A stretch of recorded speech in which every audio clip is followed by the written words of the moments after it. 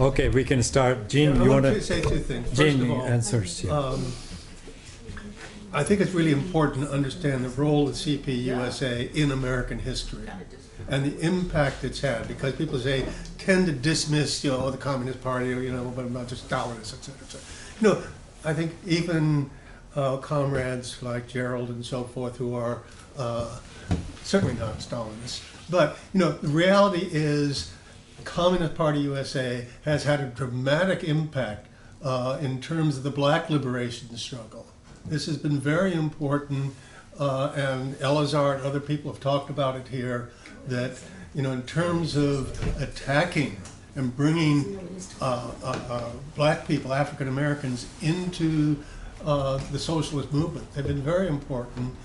People there's like the Highgate Institute in Kentucky or Tennessee. Martin Luther King went there. Rosa Parks, a number of people went there. It's had a huge impact. Struggle against the atomic bomb has been very important. The communists have been heavily involved with that. In the ACLU, members of the Communist Party were very heavily involved in that. So I can't go over the whole thing, but I think it would be worthwhile to spend some time saying, well, the role of the Communist Party in furthering the progressive movement here in the United States has been much greater than many people are willing to acknowledge. But again, getting back to social democracy, is it a form of I consider them both legitimate forms, but the revolutionary core, as I said, is in those countries that have actually had socialist revolutions and parties affiliated with them. I think it's very important to pay attention to that. And I agree. The problem with social democracy or democratic socialism, and I lump them together, is that they don't really deal with capitalism, property relations, taking over the economy and things like that, and they don't deal with imperialism. I've seen, there are some studies on this that point out that I think it was Norway or maybe what they did with the North Sea oil was invested in stock.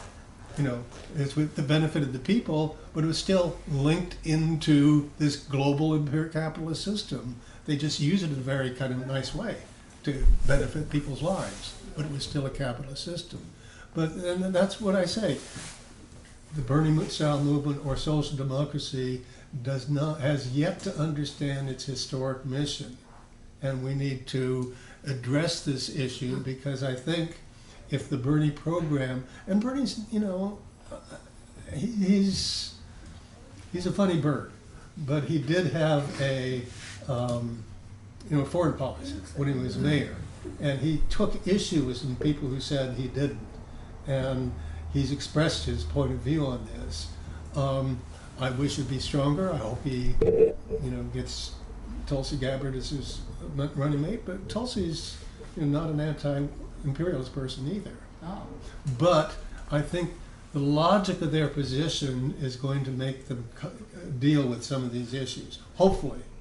And I think my goal is to make them understand what they're going to need to do if they really want to achieve their own goals. I don't know if that's an answer or not, but it's my answer. Okay, so Steve Jacobson, Steve? Yeah, you may have just sort of answered my question, but you support Bernie, I support Bernie, I support AOC, but we also have a lot of friends that talk about system change, and they can't support Bernie because he's working within the framework of the Democratic Party. What is your answer to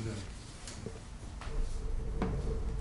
Well, we also had a fellow named Tom Gallagher speak here on a number of points. He talks about the primary route. He's the Green Party.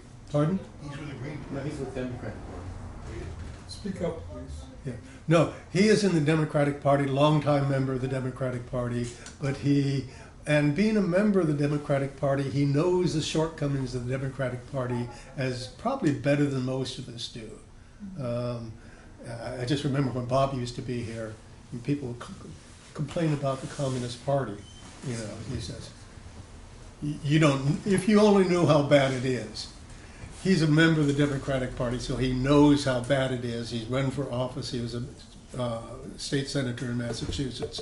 But his point is, you know, he's not supporting the two-party system. He's saying the two-party system exists, and basically it's existed for 150 years, and the idea that we're going to change it, well, if we can, great. That would be wonderful if we did. But he proposes an alternate route, namely the primary route, which is essentially what Bernie's done. He ran for president in the Democratic Party, but that didn't make him a Democrat. He was not a registered Democrat. He did what he had to do, and including supporting the candidate, which is what he said he would do. He honored that commitment, and I would call him an honorable man. But again, the fact is to dismiss him as, oh, he's just a Democrat. I think that's what Peace and Freedom does, that's what the Green Party does, and that's why they're not. I mean, compare how they're doing compared to the explosive growth of DSA. These other, you know, sectarian groups are not doing all that well, as I understand it. My response. Rich, you're next. Thank you. Rich, it's your turn. Mouthful food. Okay. Maybe I should go first, and you can go after me. Can you share it with us? I would want to make a comment. Okay. I'm ready. You ready? Yeah. Okay. All right, Rich, go. I'm gonna think on this last one. I had something Stand up, we totally. have a hard time here. Yeah. I know. Even when you stand, I And can't. don't ramble, don't ramble. Oh. Just told me to shut up. Everybody knows I ramble. I'll do my best to keep cutting it down. So I'm gonna pick on this last one. All right. And that is the whatever, in and outside the Democratic Party with your socialist group or whatever. The way I understand it, and Feldman can correct me if I'm wrong, the communist view of that question is we're not limited to be anywhere. We should be everywhere. We should be observing. We should be making a difference when we can, trying to find people that don't even know why they're in the group they're in, but they might have different ideas and they might even be closer to ours. So we might best not spend all our time in the Democratic Party like we do now, most of us, a lot of us, because it's not our party. Ultimately, it's not our party. It's the party, one of the two parties of the bourgeoisie. So we need to be building our Communist Party or whatever, our association with the Socialist Communist movement in our own way. And my expression for that is, it's a very big tent. There's lots of room to people that have different ideas. They should come together as comrades when possible, if at all possible, and hammer them out, knock them out, you know. I don't mean fisticuffs, I mean debate, argue, get to the truth as close as you can. Over and over and over, and it doesn't end. Until you seize power, and then it gets worse. Then you really, the decisions you make, you're supposed to be running the place. You know, so that's it. It's that simple. And a lot of people, we use the characterization, I'm sorry, what's the word? Sectarian. Well, all of us got a little tiny bit of sectarianism somewhere, and some people were born to be sectarians and won't shut their mouths until they say one more sectarian sentence. I'm just saying, there's a lot of room in the tent, there's going to be a lot of different kinds of people, and some of them you really don't want to be hanging around with very much because they'll drive you nuts. And the other ones will help you build for the future, for the working class. Okay. Gene, Thing in sight. can you take my comment before you answer? Yes. Okay. All right. Then we'll go to the second round. After that, we'll go to the second round. I haven't spoken yet. So I want to comment on Chinese socialism. I don't know that much about China's system. That is my weakness. So I don't want to say that it is not socialism. But I go back to the fundamental definition that basically if you want to understand what the system is, you got to look at the mode of production and relations of production. Okay, mode of production and relations of production in China now are primarily and largely capitalist. So the saving grace there is that there is a Chinese Communist Party that controls it. And that's, I think, Gene's argument is, you can be a capitalist, you can exploit workers, and you can get rich, become a billionaire. There are lots of billionaires, which only comes from exploitation. Right. And the American capitalists are exploiting Chinese workers. Okay, so the mode of production largely is capitalist mode of production. So to call such a system socialist can only be justified if it's a very short transitory stage. Lenin said that when he introduced the new economic policy in 1921. He said, we're going to end it as soon as possible. Of course, he died. Stalin let it continue till 28 and found that the bourgeoisie in the countryside had grown, were threatening the communists. Now, maybe that's not the case in China, but they also infiltrate the party. They influence the party. They bribe the party members. So if I'm a capitalist in China and Gene is in a communist party and his son needs a job, which is a good paying job, and I can offer him a job and Gene can get me a little favor on setting up my factory in the near port, I think that corruption is bound to creep up. Okay. Now, how is it that the Chinese Communist Party can remain without corruption and not become essentially a tool of capitalists?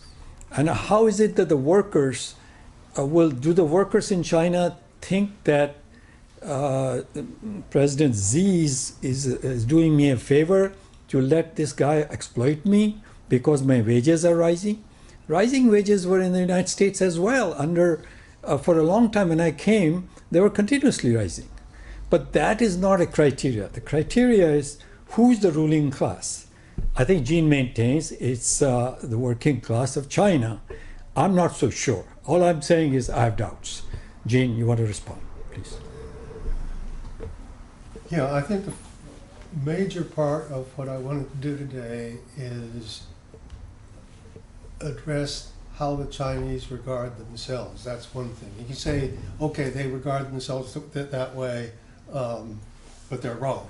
That's a perfectly good approach. Or, they don't know what they're doing, which is the standard approach. They don't really understand what's going on. And I think, that's part of this arrogance, American Eurocentric people have. That, okay, they don't really, they don't really understand their own society. And they think this and that. Well, I think if you look at, I use the Constitution as a basis for this, because what's in the Constitution, again, they refer to Marxism, Leninism, they understand these things, and they have their view that it's a socialist society with a dictatorship of the proletariat, and I think that immediately, anybody in America immediately turns off at that point. And I have never heard anybody that, who said it's a state capitalism. Well, is it a dictatorship of the proletariat? They don't even address that question. That's a question that needs to be addressed, I think. And there's a whole series of other things that need to be addressed. And in terms of the economy, that one on China Rising is very good because it quotes a statistic, and I think it wouldn't be hard to find many more statistics, that the state sector is still the dominant sector of society. And yes, capitalists can invest there, but they invest on Chinese terms. If they invest there, they never have a controlling interest. They have to share their technology with the Chinese. And people say, "Oh, they're stealing our technology." No, there was a deal made. The Chinese are living up to their deals. The United States has never lived up to its deals. So I think one needs to look at that very carefully. And it's still, the state sector is still the dominant sector. You have a lot of capitalists there, but American capitalists need to operate under Chinese terms. And that means sharing any technology they have, sharing any profits. And like they say, they do have unions there, and they're very effective unions, but they don't have independent unions because they know what happened in Poland, the solidarity. So no, that's not going to happen in China. Okay, hold on. We have 7 minutes and I can't have a full round. So only those who must ask the question, I'm going to go there. Who? Gigi? You're recommending Gigi? You're saying 2, 3, 4, and Harry. Listen, I just don't want to intellectualize everything. We have an SOS situation in our country right now. What is that? And What is that? SOS, you know what that is. But what is the situation? When you need, all right, let me finish talking. I'm sorry to holler. I have to. Why are you looking at me? That's my Bible up there. Everybody should. Whoa. Know that. And I apologize. Shoot. The SOS, we all know. I haven't slept well since that horrible event with Mr. Trump and his henchmen, and we have to get rid of them. We have to put our energies into getting rid of them. Otherwise, it's going to be a demise of everything. And we have to do that. Just get another just like And that's all I have to say. So I want to go to Harry first, and then I'll come back to you. Respond No, about Let me- what I, No, about I will what go I to Harry said. first. Please allow me. Harry, please go ahead. Yeah, this is a minor issue, but I think the term democratic socialism, democratic is superfluous. Because socialism Right. is not just an economic concept. Right. It's also a political concept about democracy. So from my point of view, to put democracy in front of it is giving credit to others who use the term socialism, and that's a mistake. Okay. A minor issue. So now I'm going to go to Gigi first. Okay. Oh, good. Okay, I gotta go, so let me just, first thing is, no one has even mentioned this, I cannot believe it, no one ever talks about it. Who is the one running for president that has thousands of groups all over the country and has for like 4 years already? Karen hasn't spoken. Who's the only one that has the groups? Bernie. Only Bernie. Now when you have groups, you have people that can just struggle with the other groups about the issues. They can build socialism out of the issues. So if we got him in, then we'd have to struggle with each other. Otherwise, it's like, what is it? A whole bunch of people, nobody. God, I can't talk to anybody about politics anymore. No. I can't talk to anybody because they all totally different, except maybe Gene. Okay. Karen has not spoken That's yet. important, though. People think about the groups Yeah. and get involved in one. Good point. Get involved in Now, a group. Karen has not spoken, so I want to come to Karen to give her a chance first.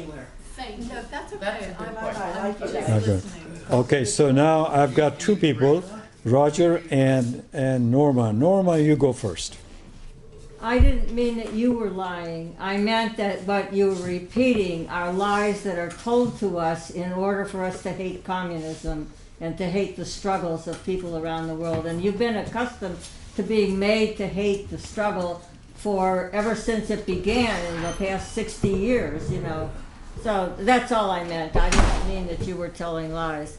The other thing is, we've got to understand that we're going to be called authoritarian, whoever advocates strongly in favor of the techniques, the tactics that are used in communist countries to try to advance the communist struggle. Now, it gets all bogged down in all the stuff that we've been talking about because they keep trying to feed their people and so forth. But it is authoritarian to say that you cannot controvert the communist struggle. In Cuba, they had the same kind of problem with trying to advance the struggle in the face of a whole lot of resistance. People just aren't immediately accepting of, okay, we're going to do things in a very different way. And the other thing is what I was talking about with earthquakes. I looked it up. I was talking about 2010 earthquakes. That was the information that came to me this morning in my email. It said that in Cuba this and in Haiti this. And they were talking about the 2010 earthquakes. 250,000 to 350,000 people, loss of life in Haiti, and 4 in Cuba. It's worth noting. Roger. All right, so very briefly, I want to talk about seduction. Seduction of the mass media and seduction of the sheepdogs. On the mass media, there's been a lot of hype about the Uyghurs. No question, there's ethnic discrimination going on all over the world, and I'm sure it's going on in China. Don't trust the mass media, though. Let me give you just one example. 2008. Do you remember that there was the Olympics were in China in 2008, and right before the Olympics, the CIA instigated mass riots in Tibet by what they called freedom fighters. And what did these freedom fighters do? They killed Uyghurs because they were an ethnic minority. And they killed Han people because they were also an ethnic minority in that area. But our mass media called this riots that were killing Uyghurs freedom fighters. So let's not get so seduced by them. I recommend an article in the Gray Zone that talked about these concentrations with Uyghurs, concentration camps. And according to this article, it's based on 2 sources, both of which are questionable. I'm not saying that it's not discrimination, but understand clearly that our mass media and our government is in favor of discrimination because it creates disunity within the class. They encourage it, and we should not be seduced by that. Secondly, on the Democratic Party, Jake, the Democratic Party is the party of war right now. It's the party that is the party of Russiagate, the party of they criticize Trump for trying to talk to North Korea. Don't get seduced by the sheepdogs. And right now, because the Democratic Party has become so right-wing and so reactionary, people like Noam Chomsky, like Norman Solomon, Thomas Frank, who wrote What's the Matter with Kansas, they all tell us about, well, we know how bad the Democratic Party is. We really even believe the same things you believe about the Democratic Party, but just the same, hold your nose and vote for the lesser evil, and everything will be hunky-dory. We've been voting for the lesser evil for many years, and it's still evil. Okay, it's Steve Jacobson. No, I mean, I agree with Roger. I am not in favor of the Democratic Party. I don't support the Democratic Party. But I'm willing to compromise. And I'll take Bernie as a start. Also, I've got to leave. So I just want to make a quick announcement. Cynthia Papermaster, a great activist in Berkeley, she's telling her life story of activism. She almost died fasting for 84 days over Guantanamo Bay. She's speaking at Redwood Gardens tonight at 7:30 if anybody's interested. And I agree. What? If Bernie could get the nomination, it would be a different question. It's a start for me. Okay, the program is over. Thank you for coming. Gene, do you have any final thoughts? You want to say something final as final thoughts? Oh, just want to thank everybody. We had a good discussion. That was my Thank you, Gene. Thank you, Gene. And we already moved into the red. We broke even today. Okay, thank you. Wow.